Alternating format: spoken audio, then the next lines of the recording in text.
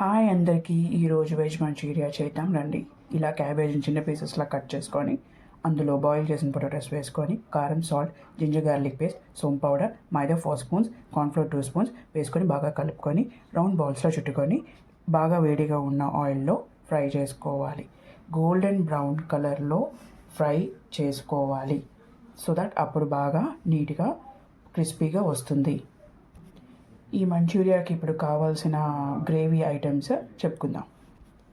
ఇంకో ప్యాన్లో గ్రేవీకి garlic, onions, chillies, కారం, jeera powder, garam masala powder, salt and sugar బాగా కలుపుకొని vinegar, soya sauce, red chilli paste, tomato sauce, కొద్దిగా వాటర్ వేసుకొని కొద్దిసేపు కుక్ అయ్యాక వెజ్ మంచూరియా బాల్స్ని అందులో వేసి ఒకసారి కలుపుకొని 2 minutes సిమ్మర్లో ఉంచి స్టవ్ ఆఫ్ చేసి